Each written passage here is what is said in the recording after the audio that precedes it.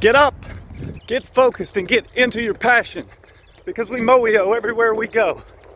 Have you ever had an interaction with someone where you just felt like you were trying to tell something to somebody and you just felt like they weren't listening to you?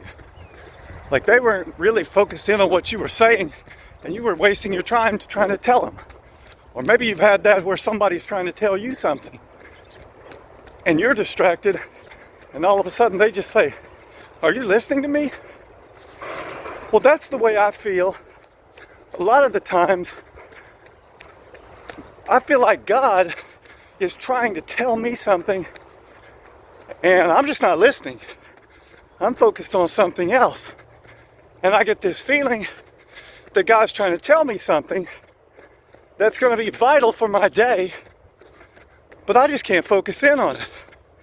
I'm just not listening.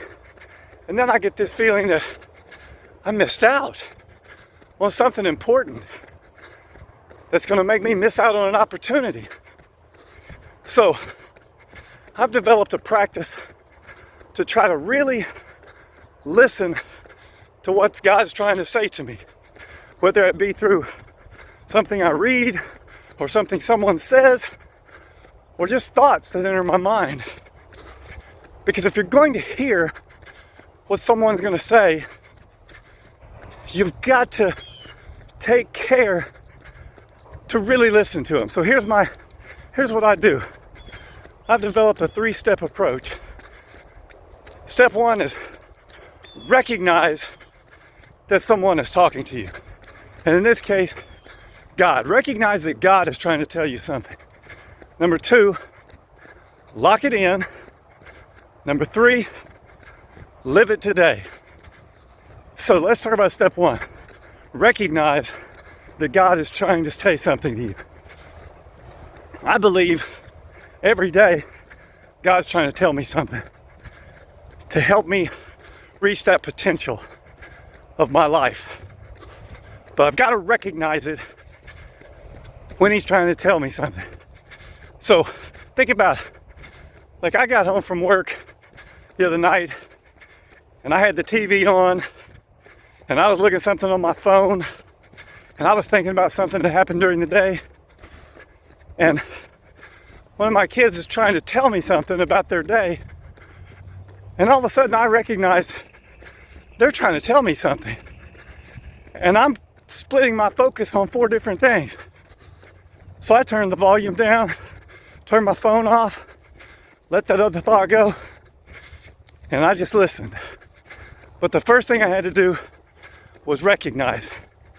So here's your key. Here's how I want you to start every morning. This is how I start every morning. Before I go to bed the night before, I read a scripture passage.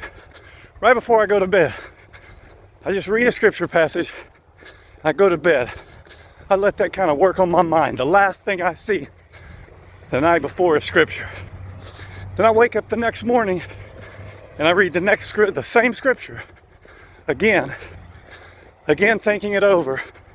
And then after I read it, I immediately start 10 minutes of meditation. I'm not writing anything down. I'm not listening to anything. I'm just quiet. I start my breathing. I try to remove all the distractions from my mind and just focus on my breath and listen to what God may be trying to tell me. I usually do that for about 10 minutes.